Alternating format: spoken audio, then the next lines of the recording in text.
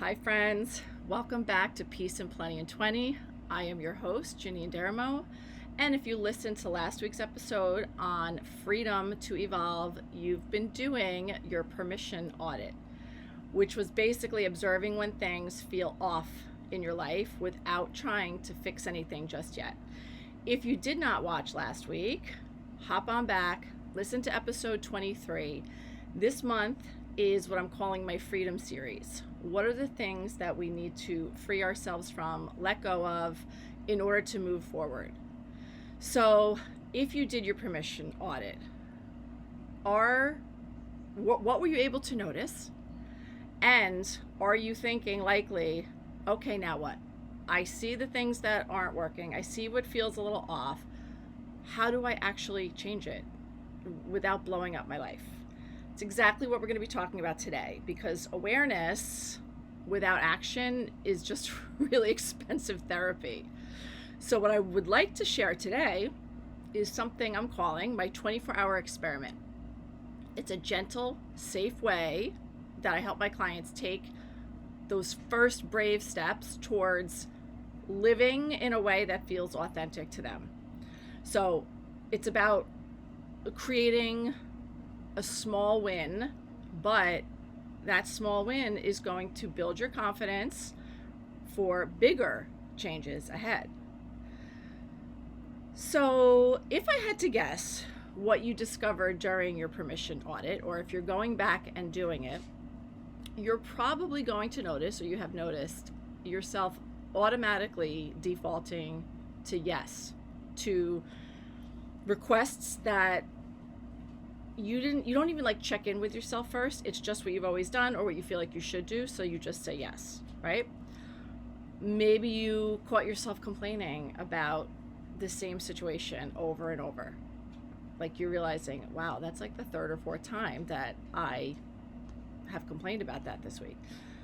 Something else you might notice, and this is all just based on my own personal experience as well as those of my clients, something else you might have noticed is that you often show up as who you think either people want you to be, or who you think you should be, or who you've always been to them, rather than who you actually are. You also might have noticed more subtle things, like noticing your energy, like after certain conversations you've had with people, where you might feel fulfilled and high energy in one case, and feel like drained and a little off, uncomfortable, negative, those others, right?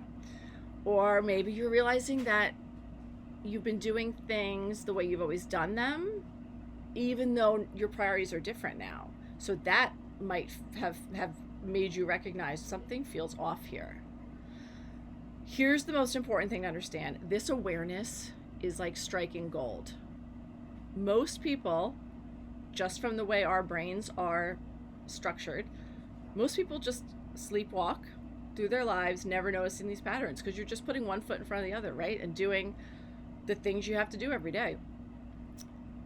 If you are awake to this, to what's not working, it means you're already ahead of the game, my friend. At the same time, I know that awareness can feel somewhat overwhelming, because when you start noticing all these ways that you feel like things aren't quite the way you want them to be, or it feels like they don't really necessarily fit anymore, it's very easy to just either ignore it, or, like I have tried many times in the past, just try to change everything at once and do big sweeping like declarations, or these are all my new habits, or these are all my new routines, and this is how I'm going to make this massive change. And inevitably, that doesn't work. So here's where my 24-hour experiment comes in. So this connects directly to the permission pillar of my Peace and Plenty system, which is giving yourself permission to try something new without the pressure of it being permanent. So it's like an experiment, like you just get to try it out. It's also going to be about priorities, choosing one small thing that matters to you right now.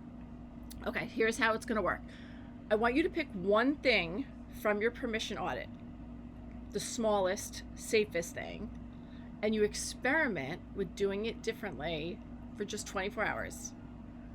Not forever, not for a month, not even for a week, just 24 hours. And let me give you some examples from my clients that I've done this with. So I have a client who I actually don't have her permission to use her name, so I'm going to call her Lisa. Lisa noticed that she would always wake up and check her work email first thing in the morning, right? It just became an automatic habit. And so she was able to recognize that that was immediately putting her in like a reactive mode and getting her nervous system all jacked up before she even got out of bed. So her 24-hour experiment was don't check email until after morning coffee and 5 minutes of breathing in place of that. Then I have another client who'd been agreeing to host a book club, even though she dreaded it like every week. Like at first, when she first started doing it, it was something she wanted to do, right? But then it just continued, and she liked it the first couple times, but then she is like, I dread it every week now. So her experiment was to just send out a text saying, I'm so sorry, I can't host this month, but I'd love to see everyone if anybody else is open to hosting, or something like that. I don't remember her exact words, right?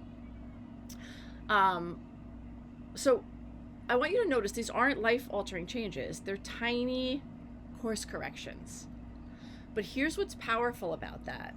They give you feedback. They give you information. They give you data. So when Lisa didn't check her email the first thing in the morning, she actually discovered she was able to be more present with her kids at breakfast. And then when she got to work, she didn't feel as high-strung or harried as she had been.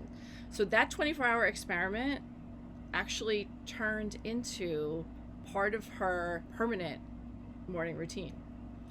And then my other client that didn't host the book club, guess what? World didn't end. She realized how much mental energy she'd actually been spending on something, because like it was not just the event of that book club meeting. It was leading up to it and dreading it, and worrying about the food, and it was just this constant drain.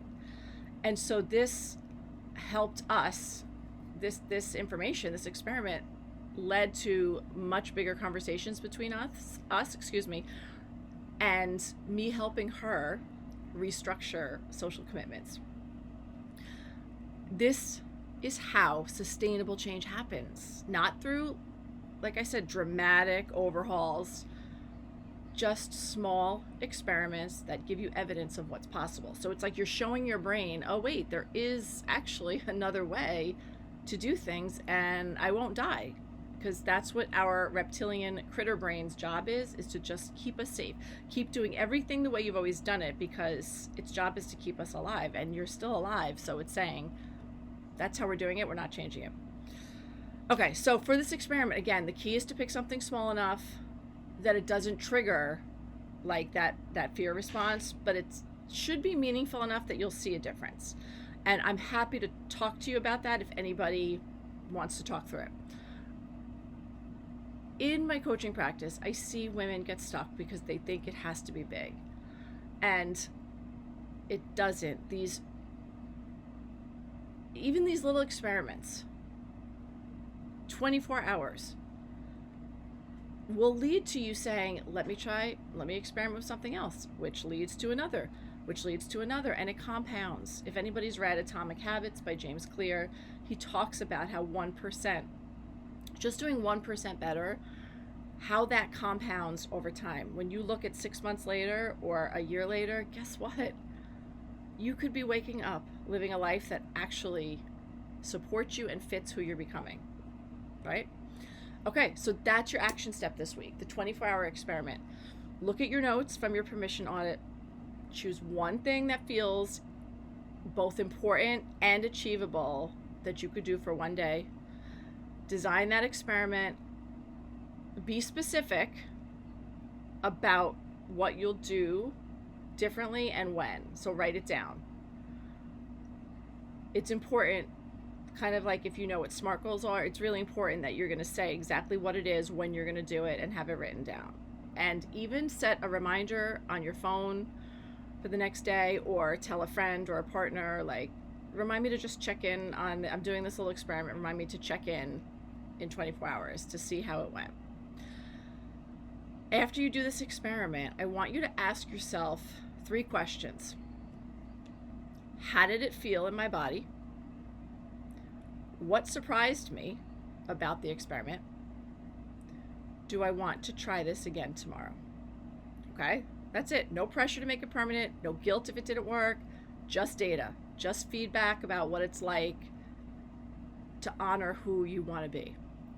Okay, so again, how did it feel in your body? What surprised you about the experiment? And do you want to try it again? Focus on the word experiment, not a commitment.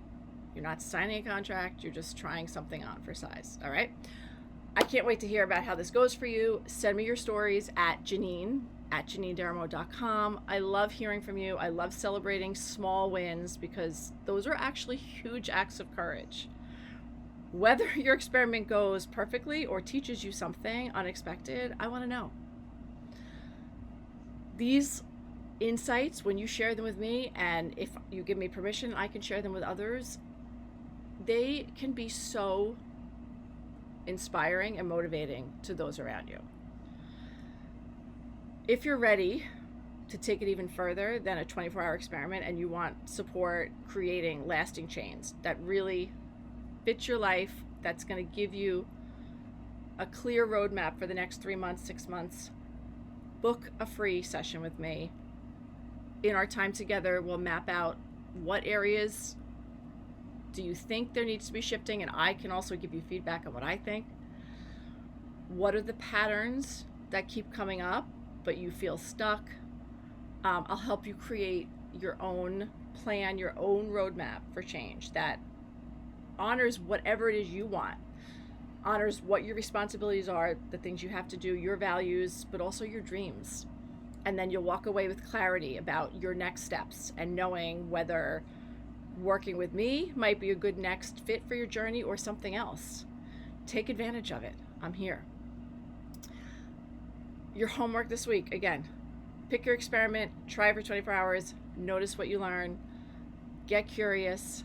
Next week, we're going to talk about what to do when your experiments start working so well that other people notice, and how to handle their how to handle their reactions to your changes. Until then, my friends, remember, small experiments, big transformation. You've got this, and I'll see you next week for episode 25. Peace.